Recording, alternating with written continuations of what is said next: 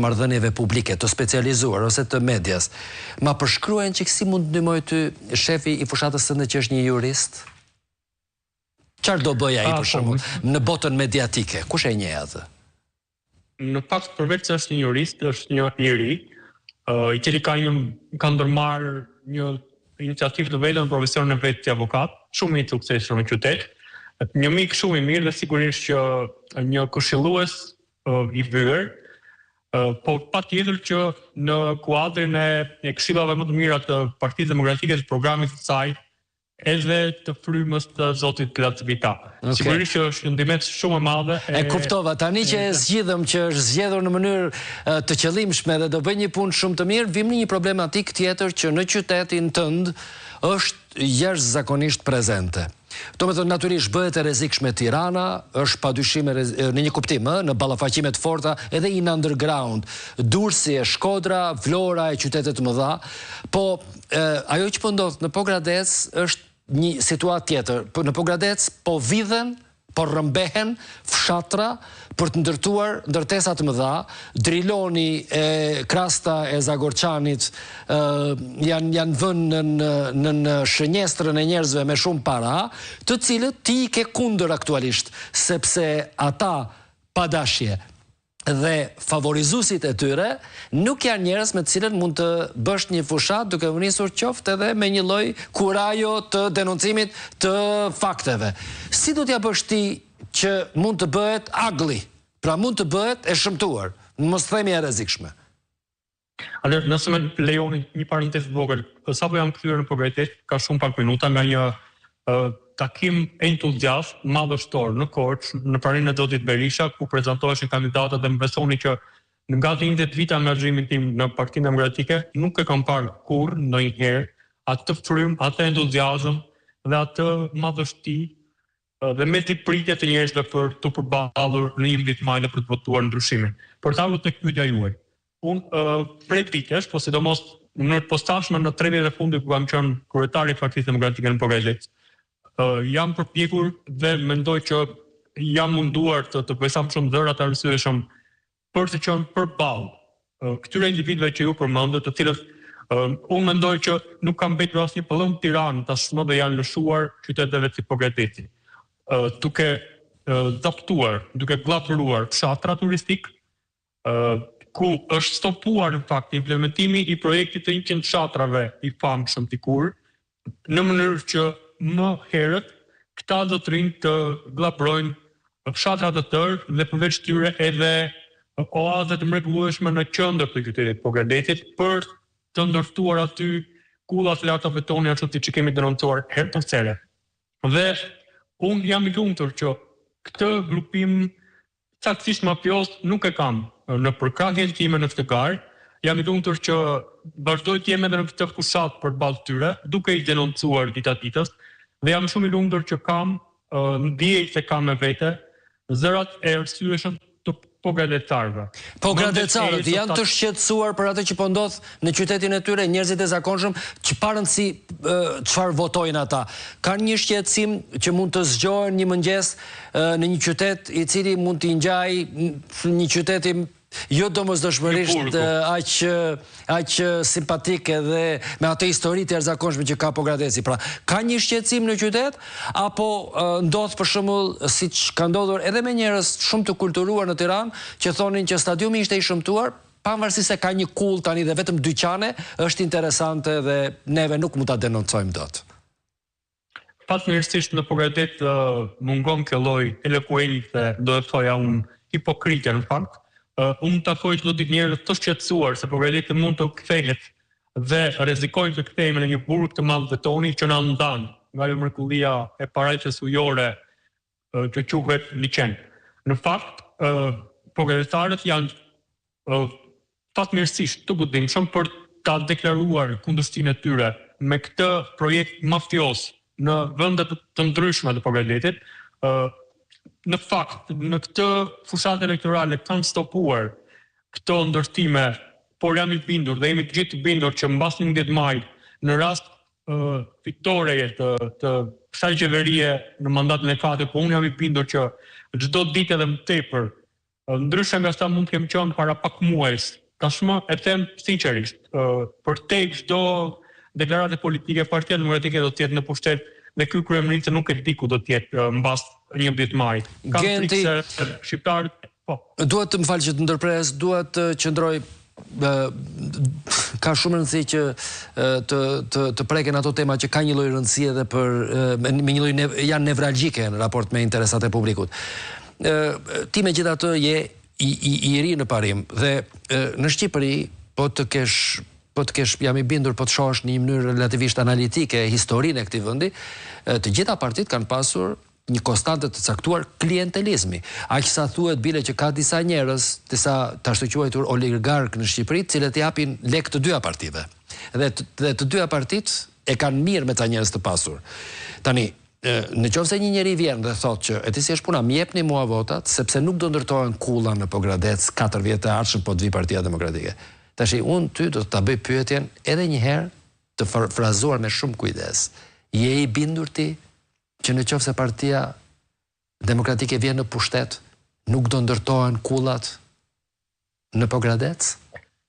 Pyetja në fakt që më bërë edhe në takime në Pogradec, ku kam takuar njerëz të ndryshëm. Çfarë ndryshon nëse Partia Demokratike vjen në pushtet nëse këto leja ndërtimi edhe janë dhënë dikur? Dhe përgjigjja ime ka qenë do të luftoj maksimalisht në pushtet apo në opozit, po sidomos në pushtet për të çarë kokën drejtuesve të qeverisë për shqiptare dhe zotit Berisha, i cili ka dalë publikisht dhe ka ardhur në Pogradec për t'i kundërshtuar këto projekte statisht mafioze dhe shkatërruese përfundimtare për Pogradecin. Jam i bindur që vepshuria, arsyeja, logjika e drejtuesve të Partisë Demokratike sot dhe e pushtetarëve, qeveritarëve nesër, jam i bindur që do të shpëtojnë këtë qytet kulturalisht elitar, palëtërisht shqiptar, thoshte Los Gushi dikur, dhe jam i bindur që arsyeja mbi të gjitha, vepshuria për atë dheun e disa njerëzve të cilët kanë drejtuar në fakt Shqipërinë dhe kanë treguar që Pogradeci minimalisht ka shpëtuar nga betonizimi deri para pak vitesh, do të vazhdoj të jetoj. Dhe në fakt, në këtë fushat elektorale unë do të them vetëm faktin që ne kemi hequr dorë tashmë nga anët e mia, nga denoncimet për të shfaqur dita ditës projektet, programin e Partisë Demokratike, ku sigurisht për Pogradecin është shpëtimi i këtij qyteti nga shkatrimi përfundimtar betonizues. Ne jemi duke paraqitur projekte ndryshe nga pala tjetër me një lloj diferencë të madhe higjienike, ku një banalitet i të keqes mbi të trona tjetër me fatuta tërësisht bajate dhe banale përballë një partie e cila shpalos programe, projekte se si të nxjerrim Shqipërinë nga kriza, se si të mbështesim shtretat nevojë nëpërmjet një programi dëmshurie për ta, dhe ajo çka kam premtuar në disa, unë nuk jam tipi që premtoj, por premtimi im vetëm ka qenë nesër Partia Demokratike në pushtet dhe Partia Socialiste në opozit. Premtimi im të paktën në këtë qytet është që çdo kush do të jetë i lirë për të bërë opozit. Njerëzit nuk do të shtrëngohen, nuk do ushtrohet presion, sigurisht me ato asistentat sociale qesharake, se nëse marrin pjesë në takimet e Partisë Demokratike, do ju hiqet dhe ajo, tërësisht antiligjore. Unë premtimin e vetëm që bëj është që nesër socialistët e ndeshëm, kundërshtarët e mi politik do të jenë tërësisht të lirë të qytet të bëjnë opozit, dhe uroj që së bashku me ta të jemi përballë këtyre klaneve mafioze që duan të pushtojnë Pogradecin dhe që në fakt deri në far pike ja kanë. Por le mos të shqetësohemi fillimisht për kundërshtarët politik, se për ata shqetësohet kryeministri. Unë dua të shqetësohem pak për sidomos për njerëzit e zonës gri, të cilët janë kanë një ndeshmëri tjetër, janë padyshim din të bëjnë analiza politike, prandaj dhe kanë dyshime, nuk janë natyra partijake, janë në gjendje që të votojnë ndryshe në rrethana të ndryshme se ashtu e mendojnë ata. Nuk e di si ta përcaktoj Pogradecin, domethënë në cilën zonë të guximit politik bën pjesë si qytet ose si popullat, nuk jam në gjendje ta përcaktoj. Po ti vet, çfarë informacioni ke dhe nëse do mund ta ndash me ne? Po ti një televizion opozitar po flet, kështu që si më thën mirë është që të kesh mundësi të më japësh këtë përgjigje. Cila është ndjeshmëria, ndjesia jote e momentit, duke e lexuar qytetin si një të tërë, mund të ketë guximin e mjaftueshëm për të votuar ndryshe? fare sinqerisht. Unë nuk di ta shpreh saktësisht guximin e qytetarëve të Progresit në kushtet e tmerrshme të presioneve me të cilat bëjmë dakord, në kushtet e tmerrshme të hedhjes të pa kufishme të parave për blerjen e votës, e cila ka filluar në fakt tashmë.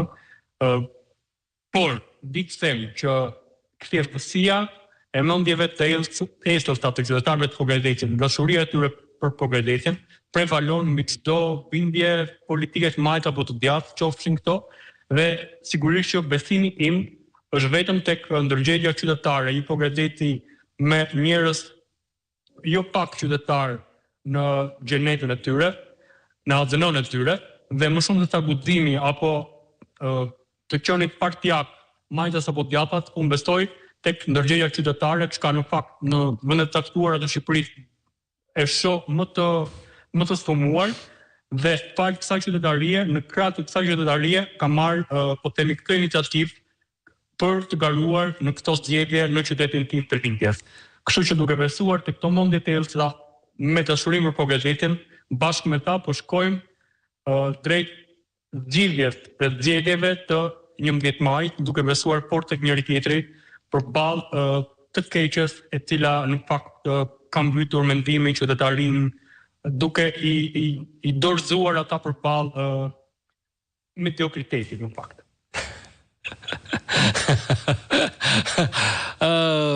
Okej.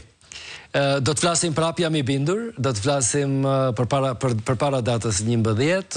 Uroj jashtëzakonisht shumë sukses ty personalisht.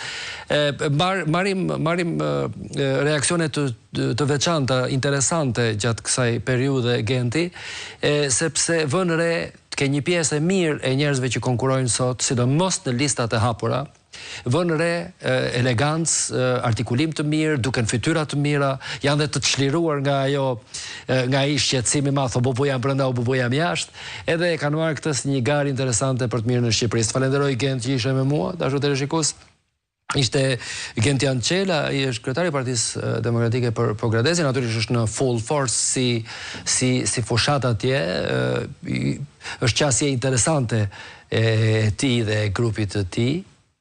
Pas pak minutash do të bëjmë një përballje dashamirëse, interesante, brezash, por kemi zgjedhur dy personazhe që padyshim nga pikpamja e komunikimit publik, të paktën janë njohur në rrethe të tëra të Tiranës, jo domosdoshmërisht televizive, por rrethe të njohura, rrethe miqsh.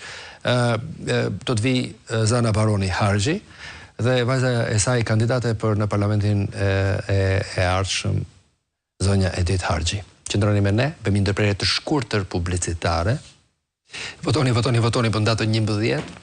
Ndërkohë nuk keni argumentime të karakterit zdrëngthi, jo po shoh këtë, jo po shoh atë. Sport s'ka, ngjarjet u sqaruan, hëngrën shpulla u zgjodhën, u lumturuan, u mbyll kaq. Tashti Shqipëria. Shqipëria plitet këtu.